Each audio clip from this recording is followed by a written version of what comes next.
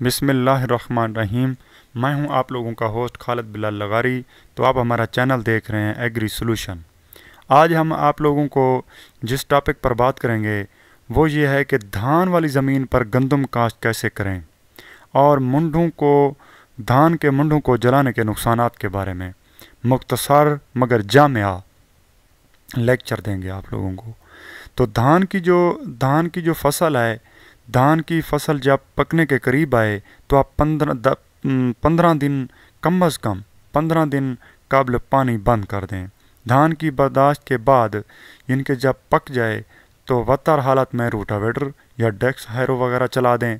बाद अगर देखें कि अगर उससे भी काम नहीं बढ़ रहा तो आप दौरा हल भी चला सकते हैं। लेकिन आजकल मैं आपको बताता चलूँ कि ऐसा भी एक मशीन आ गई है जिससे धान की जो पलाली है उसको वो फैला देते हैं और तीसरे दिन वो बिल्कुल सूख जाती है।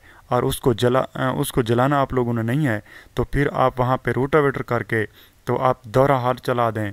अगर ज़रूरत हो तो उसके बाद ड्रिल कर दें और बिजाई कर दें। और मुंडों के होते हुए गंदम की काश्त में काफ़ी मुश्किलात ज़रूर हैं, मगर इनको जलाने के नुकसानात बहुत ज़्यादा हैं। वो आज आप लोगों को बताते हैं कि मुंडों को जलाने के नुकसानात क्या हैं। ज़मीन में नामियाती मादे का जल जाना, इनके अगर हम मुंडों को जलाएंगे तो ज़मीन का जो नामियाती मादा है वो जल जाएगा। ज़मीन में ज़रखेज़ी बढ़ाने वाले बैक्टीरिया भी जल जाते हैं, वो भी ख़त्म हो जाते हैं।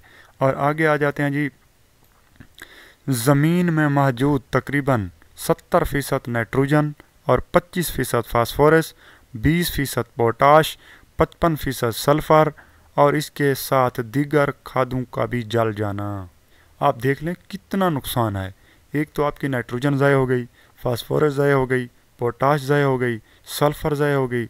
इसके अलावा भी बहुत सी जो अज्जाए खुराक हैं वो जो है ना जल कर राख हो जाती हैं।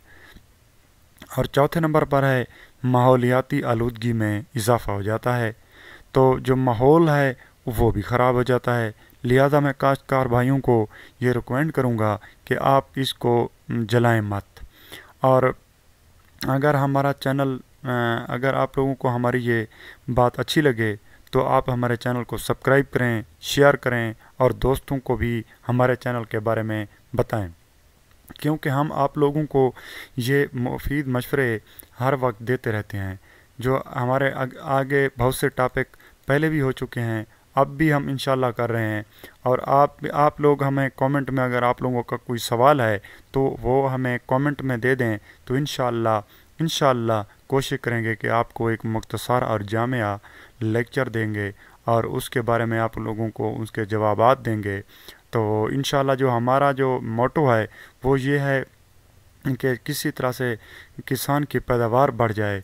तो इस अपना गंदम के हवाले से और भी बहुत से लेक्चर हैं, आप उनको अगर नहीं देखे तो देख लें।